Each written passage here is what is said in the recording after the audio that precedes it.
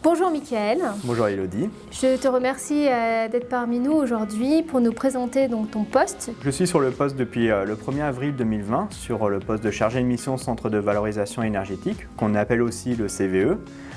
Grosso modo, je m'occupe de surveiller l'exploitant actuel de l'usine. Tous les matins quand j'arrive, je regarde la supervision, c'est-à-dire tout le système de contrôle de l'usine pour savoir si l'usine tourne bien, si on produit de la chaleur, de l'électricité. Si je vois qu'il y a une anomalie, j'appelle l'exploitant pour savoir s'il y a un problème technique.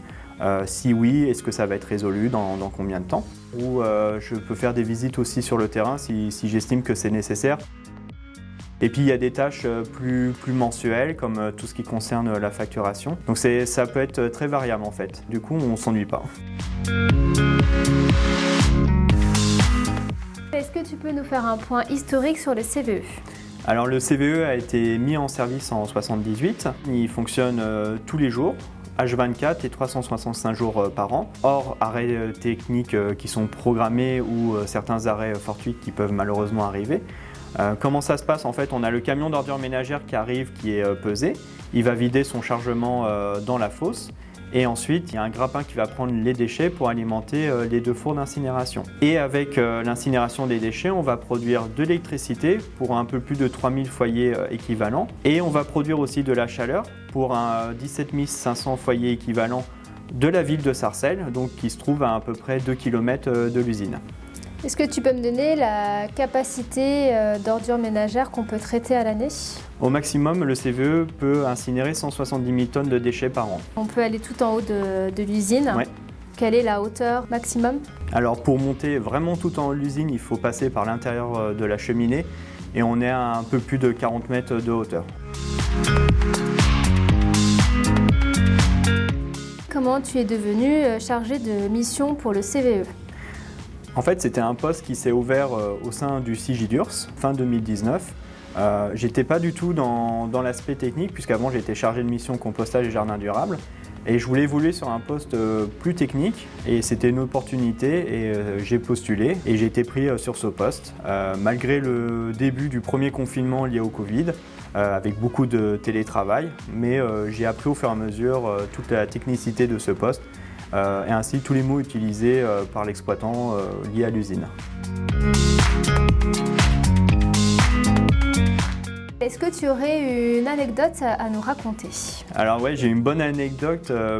Quand on est sorti du premier confinement et que je pouvais enfin commencer à voir le CVE en vrai, j'étais avec un prestataire et comme je connaissais pas encore toutes les allées, tous les étages et tout, je me suis un peu perdu.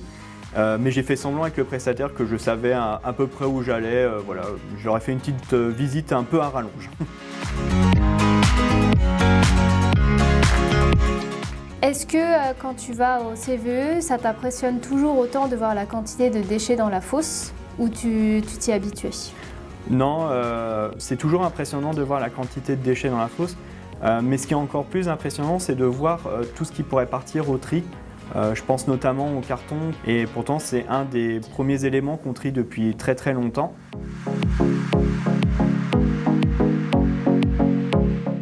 Est-ce que ton poste est un métier de demain? Oui, c'est un métier de demain. On parle de plus en plus de construire d'autres CVE au sein de la France, puis de savoir où construire aussi.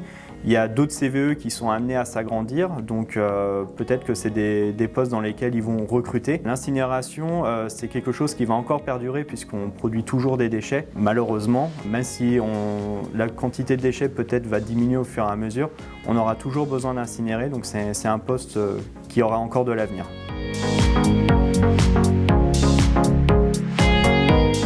Que conseillerais-tu à un jeune qui voudrait faire ce métier? Alors d'être très curieux, ce que je lui conseille, c'est vraiment faire beaucoup de terrain, de se rendre compte de pourquoi l'exploitant a telle difficulté et qu'est-ce qu'on peut faire pour l'aider, pour le résoudre en fait. Aussi avoir une bonne écoute, quand on est amené à travailler avec différents prestataires, il peut y avoir des retards de chantier, des problèmes de livraison, donc il faut savoir anticiper ces choses-là et bien sûr être en forme pour pouvoir courir un peu partout dans l'usine au cas où. Je te remercie Mickaël de nous avoir accordé du temps et d'avoir répondu à nos questions. Est-ce que tu aurais un mot pour conclure cette interview? Je disais durant l'interview que malheureusement la quantité de déchets va pas forcément en diminuant.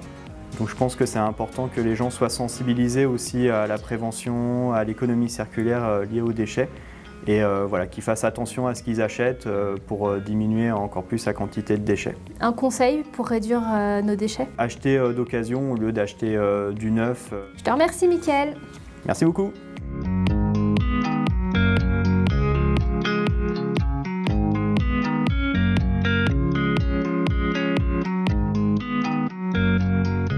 Bien traiter tous les déchets, on a tous à y gagner.